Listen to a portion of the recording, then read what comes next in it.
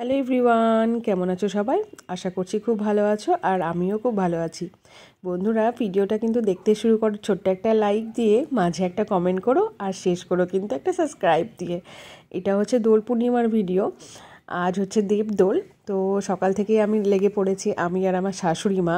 কারণ প্রত্যেক বছর এই দিনে আমাদের বাড়িতে পোয়া হয়, পায়েস হয়, ঠাকুরকে আগে ভোগ লাগানো হয়, তারপরে কিন্তু বাকিরা প্রসাদ সবাইকে দিয়ে তারপরে নিজেরা উপোস করে থাকি সকাল থেকেই। তো দেখো, পায়েস বসিয়ে দিয়েছে আমার শাশুড়ি মা, আর এইদিকে আমি নারকোলটা কুড়োবো, কারণ পূর্ণিমা আছে। বন্ধুরা, আমাদের ঘরে নারায়ণ ঠাকুর আছে, তো প্রত্যেক পূর্ণিমাতে কিন্তু আমরা মহাপ্রসাদ চিনিভোগ ভগবানকে নিবেদন করে থাকি। তো আজকেও সকাল সকাল নারকেল কুড়োতে বসে পড়েছি। আর যেহেতু দোল পূর্ণিমা, এইদিকে সবগুলো ঠাকুরকে রঙও দিতে হবে, ভোগও দিতে হবে, তার জন্য প্রিপারেশান সকাল থেকেই কিন্তু শুরু। আর শাশুড়ি মা দিকে রান্নাবান্নাটা করছে, ভোগ রান্না করছেন, আর বাকি ছোটো ছোটো কাজগুলো আমি করছি। আর এইদিকে দেখো, মিঠু নাচানাচি করছে, ওর খিদে পেয়ে গেছে। তো নারকেলটা কুড়িয়ে নেবো, আর এদিকে পায়েসটা প্রায় অনেকটাই হয়ে এসেছে, আর পোয়ার জন্য ব্যাটারটাও রেডি হয়ে গেছে। এরপরে কিন্তু পোয়াটা ভাজতে হবে, কারণ 11:30টার মধ্যে কিন্তু পূর্ণিমাটা আবার শুভ যোগটা ছেড়ে যাবে, তার মধ্যে পুজোটা আমাদের কমপ্লিট করতে হবে। এখন মোটামুটি ওই সকাল 8টা মতো বাজে, 9টার মধ্যে পুজো হয়ে যাবে। আর তোমাদের দাদাভাইও স্নান করতে চলে গেছে। আর এই দেখো, ছোট্ট কড়াই আপাতত পোয়াটা ভাজতে দেওয়া হয়েছে। বড় কড়াই দিলে একটু অসুবিধে হবে, তো 2-1টা ছোটো কড়াইয়ে দিয়ে নিই, তারপরে শাশুড়ি মা বললো যে বড় কড়াই ভেজে নেবে। আর এই দিকটা দেখো কতটা কুয়াশা, এখন 8টা বেজে গেছে, তবুও দেখো অনেকটাই কুয়াশা। আজকে কিন্তু বেশ কুয়াশা আছে, এই কয়দিন কিন্তু ছিল না। আর ওইদিকে সব আর্মিগুলো এসেছে, আর্মি অফিসারগুলো, ওইদিকে কিন্তু ওরা আজকে থেকে দোল উৎসব করছে। ওই দেখো, পুরো গান টান বাজছে, ওরা আজ আনন্দ করছে। আর দেখো, আমার সব কিছু রেডি হয়ে গেছে, আমি সিন্নিও রেডি করে দিয়েছি।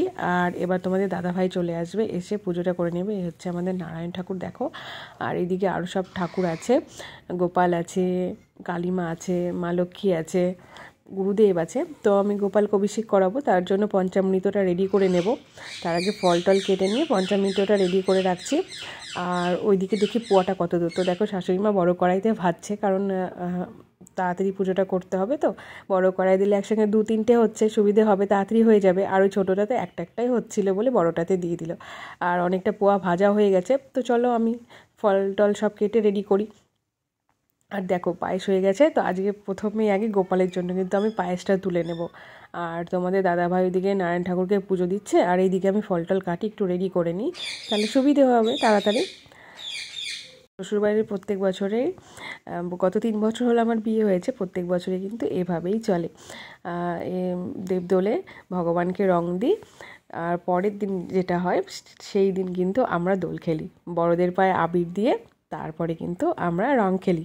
তো দেখো, তোমাদের দাদাভাইয়ের পুজো হয়ে গেছে, আর ভগবানকে ভোগ লাগানো হয়ে গেছে। এবার কিন্তু আবির দেওয়ার পালা। তো 5 রকম আবির আমি সাজিয়ে নিয়েছি। প্রথমে শাশুড়ি মা দিয়ে নেবেন, কারণ ওইদিকে আরও কাজকর্ম আছে। আর নারায়ণ ঠাকুরকে তোমাদের দাদাভাই দিচ্ছে, যেহেতু মেয়েরা নারায়ণ ঠাকুরকে পুজো করতে পারে না, তো নারায়ণ ঠাকুরকে তোমাদের দাদাভাই দেবে। তারপরে আবির নিয়ে আমার শাশুড়ি মা দেবে সব ঠাকুরকে, তারপরে কিন্তু আমি দেব। লাস্টে আমি পুজো করে বেরোবো একদম। আর সবটা রেডি হয়ে গেছে দেখো। তো তোমাদের দাদাভাই আরতি করে নিচ্ছে। তোমরা দেবদোলে কী কী করো অবশ্যই কিন্তু কমেন্টে জানিও বন্ধুরা। 1-2টো কমেন্ট করো, ভালো লাগে, মোটিভেশন হয় যে না, অনেকে ভিডিও দেখছে, 2-1টা কমেন্ট করলে বেশ ভালো লাগে। যাই হোক বন্ধুরা, তো দেখো, এবার আমার গোপাল বসে আছে, গোপালকে আমি কিন্তু অভিষেক করাবো। আর আমি আগে ফলটা কেটে নিই, তারপর অভিষেক করিয়ে তারপরে ভোগ দেবো, তাহলে সুবিধে হবে কিন্তু বন্ধুরা। তো আমার গোপু সোনা একদম রেডি, দেখো স্নান করতে চলে এসেছে। তো আমি গোপু সোনার এখন অভিষেক করাবো পঞ্চামৃত দিয়ে, দুধ, দই, ঘি, মধু, একটুখানি শর্করা দিয়ে। আর গোপু সোনাকে কি মিষ্টি লাগছে না বলো তো। তো গোপু সোনাকে আমি অভিষেক করিয়ে নিয়ে তারপরে কিন্তু আবার পরিষ্কার গঙ্গা জল দিয়ে আর একবার অভিষেক করিয়ে নিয়ে তারপরে ওর গামছা বা টাওয়াল দিয়ে মুছিয়ে তারপরে কিন্তু আমি নতুন জামা পরিয়ে বসাবো, কারণ আজকে দোল উৎসব। তা আমার গপু আজকে হোলি খেলবে, কত সুন্দর করে সাজিয়ে গুছিয়ে দেবো। আমাদের গপু কিন্তু আজকে হোলি খেলবে, কতটা মিষ্টি।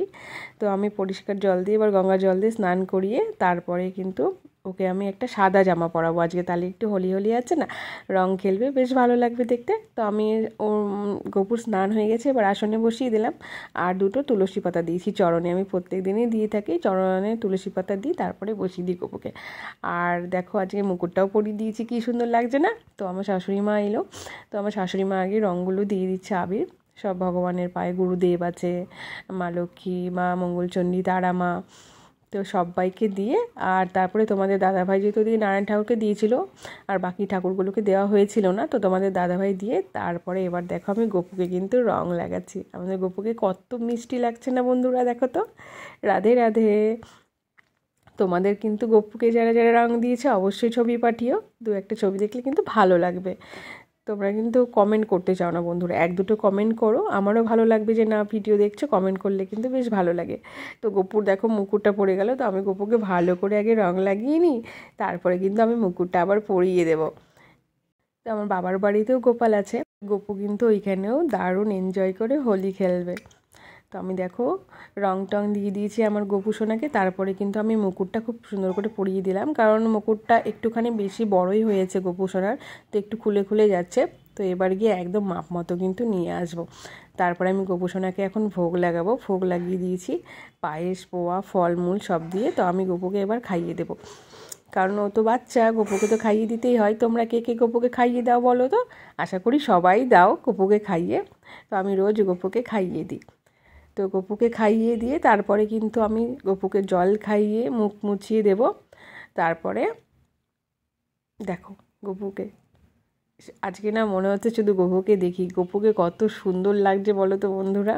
গপু তো খুব মিষ্টি, গপুকে সবসময় কিউট আর সুন্দর লাগে, গোলুমলু গপু। তো গপুকে জল খাইয়ে দিয়েছি, এবার আমি মুখটা মুছিয়ে দেব। তারপরে কিন্তু আমি আরতি করে নেব, আরতি করে শঙ্খ বাজিয়ে তারপরে কিন্তু আমার পুজো কমপ্লিট হবে।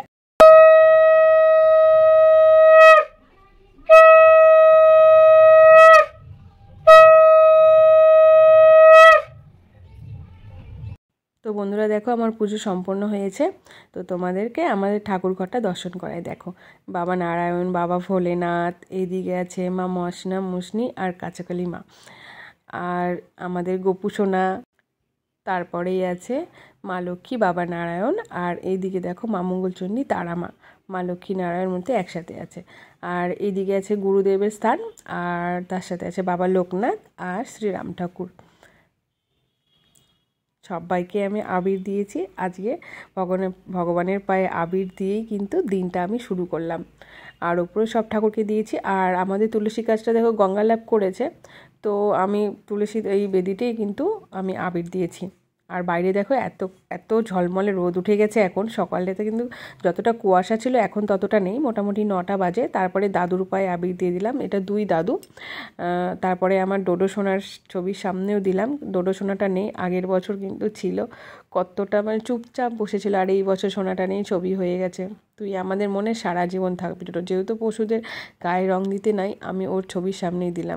সব সময় ওর কথা মনে পড়ে জানো তো বন্ধুরা, ভীষণ ভীষণ খারাপ লাগে।